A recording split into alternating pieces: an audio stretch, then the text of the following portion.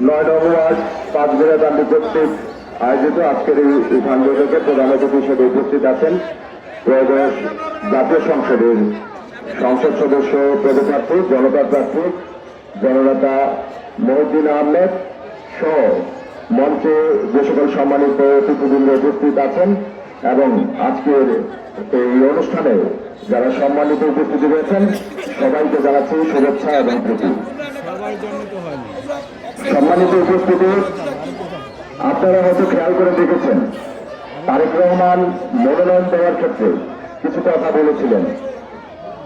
তিনি বলেছিলেন মনোনয়ন পাওয়ার ক্ষেত্রে যে যোগ্যতাগুলোর কথা বলেছিলেন সেটির মধ্যে ছিল অন্যতম জনপ্রিয়তা, আঞ্চলিক অবস্থান, গ্রহণযোগ্যতা, অঞ্চলের সমস্যা সম্পর্কে অবগত থাকা এবং সেই সমস্যার সমাধানের সক্ষমতা সহ বিগত আন্দোলন সংগ্রামে তার ভূমিকা এবং জনবিপ্লবে তার অবদান, এই সমস্ত কিছু বিবেচনায় মনোনয়ন দেওয়া হবে। এখন আপনাদের কাছে প্রশ্ন করি, এই সমস্ত গুণাগুণ আপনারা এই মুন্সিগঞ্জ 3 আসনে কার নেতৃত্বে গেছেন? নিশ্চয়ই এই সমস্ত দাবিগুলো একমাত্র মহিউদ্দিন ভাই পূরণ করেন। তাই আমরা বিশ্বাস করি দেশনায়ক তারেক রহমান মহিউদ্দিন ভাইয়ের হাতেই ধানের শীষ তুলে দেওয়ার কথা ছিল। আরেকটু খেয়াল করবেন, যখন প্রথম দিকে মনোনয়ন ঘোষণা করা হয়েছিল সেই সময় কিন্তু মনোনয়নকে মহিউদ্দিন ভাইয়ের যে নাম ছিল সেই নামকে ঘোষণা দেওয়া হয়নি, সেটি পেন্ডিং রাখা হয়। অথচ পরবর্তী সময়ে যখন দেশনেত্রী বেগম খালেদা জিয়া অসুস্থ হয়, তিনি মৃত্যুর সাথে লড়াই করছিলেন, যখন দেশনায়ক তারেক রহমানের এই দেশ নিয়ে মানুষ নিয়ে ভাবার সময় ছিল না, তার মা মৃত্যুসজ্জায় ছিল, ঠিক সেই মুহূর্তে যে মুন্সিগঞ্জ 3 আসনে মনোনয়নের যে নামটি ঘোষণা করা হয়েছিল সেটি নিশ্চয়ই আপনাদের মনে আছে। তারপরও আমরা হাল ছাড়িনি, আমরা দলের কেন্দ্রীয় নেতৃবৃন্দের কাছে আবেদন জানাই। কেন্দ্রীয় নেতৃবৃন্দ সেই আবেদনের ভিত্তিতে আমাদের মনোনয়ন পরিবর্তন করেছিলেন, কিন্তু দুর্ভাগ্যের বিষয়ে আমরা পার্টি অফিস থেকে সেই মনোনয়নের চিঠিটি আনতে পারিনি কেন্দ্রীয় কিছু নেতাদের প্রভাবের কারণে। আজকে আমরা যে ফুটবল প্রতীক নিয়ে নির্বাচন করছি, এই নির্বাচনটি আমরা দলের বাইরে যেয়ে করছি কেন, তার ব্যাখ্যা দেওয়া জরুরি বলে কথাগুলো আমি বলছি। কারণ যখন আমরা দেখতে পেলাম 17 বছর দীর্ঘ আন্দোলন সংগ্রামের পরে আমরা মানুষের কাছে যে কথা দিয়েছিলাম, মানুষের অধিকার প্রতিষ্ঠার কথা বলেছিলাম, মানুষকে ভালো রাখার কথা বলেছিলাম, কিন্তু আজ কেন্দ্রীয় নেতৃবৃন্দদের কিছু আচরণ দেখে মনে হচ্ছে সেই 2001 সময় যে একটি সিন্ডিকেট তৈরি হয়েছিল কেন্দ্রীয় পর্যায়ে, সেই সিন্ডিকেট আবার বিএনপির মধ্যে মাথা চাড়া দিয়ে হচ্ছে। ঢাকায় বসে তারা সিন্ডিকেট করে প্রত্যেকটি জেলায় মনোনয়ন দিয়ে সেই সিন্ডিকেটের মাধ্যমে তারা রাষ্ট্র পরিচালনা করতে চাচ্ছে। আমরা যারা শহীদের আদর্শের সৈনিক আছি তারা আমরা মেনে নিতে পারি না। তাই আমাদের যে অবস্থান রয়েছে মাঠের, জনগণের যে আকাঙ্ক্ষা রয়েছে, সেই আকাঙ্ক্ষা পূরণের জন্য আমরা সেই ফুটবল মার্কা নিয়ে নির্বাচন করে কেন্দ্রীয় পর্যায়ের সেই সিন্ডিকেটকে জবাব দিতে চাই যে দল ভুল সিদ্ধান্ত নিতে পারে, কিন্তু জনগণই দিন শেষে চূড়ান্ত সিদ্ধান্ত নেয়। তাই আমরা জনগণের কাছে আমাদের সেই প্রত্যাশা রাখি, আপনারা 12 তারিখে ভোট দিয়ে মহিউদ্দিন ভাইকে জয়যুক্ত করে সেই সকল অনৈতিক প্রভাবশালী এবং সিন্ডিকেট মুক্ত বাংলাদেশ গড়ায় সহযোগিতা করবেন। এবং মুন্সিগঞ্জের যারা রয়েছেন, আমরা যে কথা পেয়েছি আমরা আপনাদের কাছে সেই কথা দিতে পারি, আমরাই আপনাদের একমাত্র ভালো রাখতে পারি, আমরাই আপনাদের ভালো রাখবো। কারণ 5ই আগস্ট পরবর্তীতে যখন আপনাদের এই এলাকায় সনাতন ধর্মী যারা রয়েছে তাদের পাশে কিন্তু মহিউদ্দিন ভাইয়ের নির্দেশে আমরাই দাঁড়িয়েছিলাম, নিশ্চয়ই আপনাদের মনে আছে। এই অঞ্চলের যে কোনো সমস্যায় তাৎক্ষণিক সমাধানের জন্য কোন নেতাকে যদি আপনারা পেয়ে থাকেন, সেটি কিন্তু একমাত্র মহিউদ্দিন ভাইকে আপনারা পেয়েছেন। তাই যিনি জনগণের পাশে থেকে রাজনীতি করে, আমরাই সে অঞ্চলে তাকে জননেতা হিসেবে দেখতে চাই।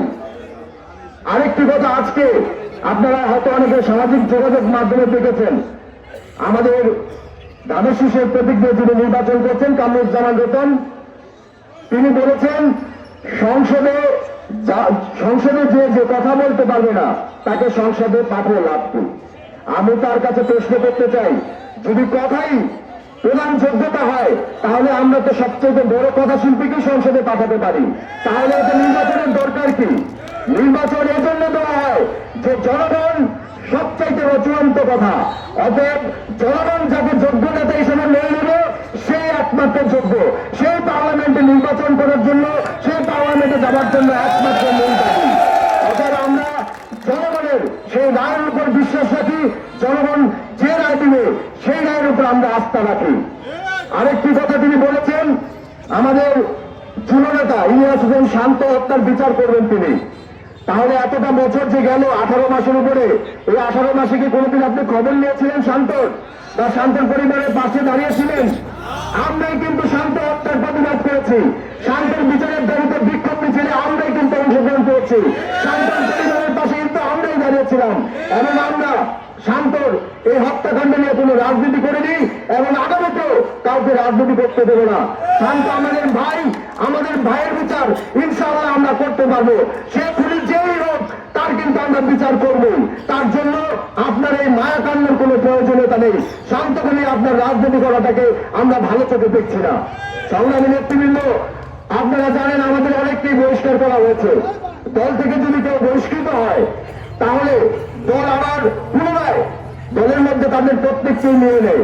আপনারা দলীয় যে প্রেস নোটগুলো দেওয়া হয়, প্রেস বিজ্ঞপ্তিগুলো, তার মধ্যে দেখবেন উপরে বহিষ্কার আদেশ দেওয়া হয়, নিচে প্রত্যাহারের বহিষ্কার আদেশ প্রত্যাহারের আরেকটি চিঠি দেওয়া হয়। কিন্তু কামরুজ্জামান রতন সাহেব ঢাকা বিশ্ববিদ্যালয় থেকে বহিষ্কৃত হয়েছিলেন।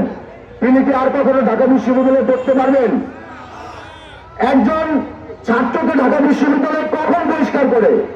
আপনারা কি কেউ জানতে চেয়েছেন? আপনারা কেউ জানেন? আমার প্রশ্ন রইল, ঢাকা বিশ্ববিদ্যালয় থেকে কামরুজ্জামান রতন সাহেবকে কেন বহিষ্কার করা হয়েছিল? মুন্সিগঞ্জের মানুষ স্পষ্টভাবে জানতে চায়। আর ঢাকা বিশ্ববিদ্যালয় থেকে বহিষ্কৃত একজন ছাত্রকে আমাদের মুন্সিগঞ্জ 3 আসনের মানুষ কোনোদিনও গ্রহণ করতে পারে না। বহিষ্কার করবে। সংগ্রামী উপস্থিত নেতৃবৃন্দ,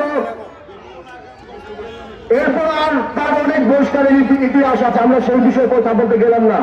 আমরা চাই, আমরা যে ভোটের অধিকারের জন্য আন্দোলন সংগ্রাম করেছি, মানুষের যে অধিকারের কথা বলেছি, আমরা 12 তারিখে ফুটবল মার্কায় ভোট দিয়ে সেই অধিকার প্রতিষ্ঠানের অঙ্গীকার রেখে আমি আমার সংক্ষিপ্ত বক্তব্য শেষ করছি। সবাই ভালো থাকবেন, সুস্থ থাকবেন, সবাইকে ধন্যবাদ। বাংলাদেশ জিন্দাবাদ। ধন্যবাদ মোহাম্মদ মাসুদ ভাইকে এই পর্যায়ে সংক্ষিপ্ত করে বক্তব্য রাখার জন্য আহ্বান জানাচ্ছি।